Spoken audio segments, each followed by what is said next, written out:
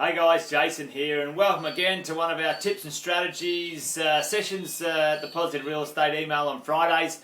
Hey listen, I hope you've been enjoying them. This week I want to take a look at a few little things, or one little thing in particular, but I'll talk about that in a minute. Talk about our strategies that we employ as property investors. And when you look at making money in the marketplace, you know, there's two factors, or the two things that are going to make us money, alright? There's going to be the marketplace, things that happen out there in the world that force values of properties up, okay? And some of those things might be interest rate rises going up or down. Some of those things might be supply and demand. Some of those things might be population increases or decreases. Some of those things might be political issues, government planning issues, all those sorts of things.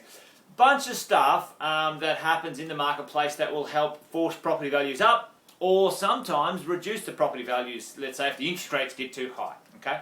And so as property investors, we want to make money, obviously, as a property investor. You don't want to be left to the whim of the marketplace, because any of those things, in the marketplace that are going to increase the value of a property over time, do we as an individual, do we control them? Do we have any influence on them? Not particularly, hardly at all, to be quite frank. Do you control interest rates? No.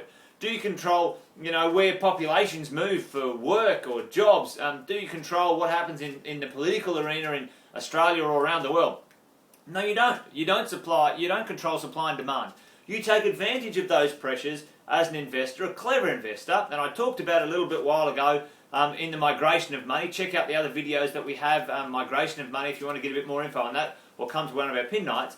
But today I'm going to talk about the strategies as individuals can use or employ in the marketplace to make money, create value in real estate. Let me sort of draw on the board, as I always like to do. Alright, there's two forces in the market, right? There's us and there is the market, right? So like we said before, interest rates, supply and demand, jobs, population, politics sometimes, all those sorts of things. These things affect property values and property prices and capital growth. No word about it. And so we don't control those, do we? So we say we'd like to take advantage of them, but we don't get to control them, don't get to influence them. How, as property investors, can we control our own destiny? Can we influence the way we can make money far better as a property investor? And the way is the types of strategies or the types of investments we choose to do as property investors. And, what do I mean by that? Right? Just remember, as a property investor, you always, and I call this the sort of the meat in the sandwich, right? You always look for the best location, okay? Best location your money can buy, okay? So, buy the best property for the budget or the amount of money you can afford to invest, okay? So that's always something that needs to be stated. But as property investors, what do we bring to the game where we can influence a property deal to make some money? We've got 6 main strategies at Positive Real Estate we work with, okay? First strategy is buy property at a discount. Well, that's pretty simple, you think? Okay, a lot of people don't realise the power of buying property at a discount. It's on the market for $350 and you buy it for $310. Okay, you've made money instantly in equity that you can realise at a later time. Now, those in the marketplace saying, well, what about Melbourne? I can't get a discount. Well, we're not talking about using only discount as our only strategy. We're talking about using discount at the right time in the market, okay? And that's something that we all got to remember, that different states and different marketplaces move at different times, and these strategies can be applied at different times, all right? Renovations. Buy a property and do renos, okay? I love renos, and we're doing a bunch of those at the moment in the marketplace, in the right marketplace with our Positive Real Estate clients. Renovations at the moment are quite popular, okay? So we can add some value as a property investor because we control the add value process, the renovation process. What's a few other ways that we can add some value? I call these the easy ways, right? The simple ways. Discount, reno, easy and simple. The next two, we can strata, okay? We can strata or we can subdivide, okay? And I call that paper value, where we sort of find something that's big enough or multiple properties and we carve them up and we can make some value instantly by doing something different to the property influence its value, so we can make some money as a property investor. And the last two I always like to put down here, off the plan, or number 6, developing.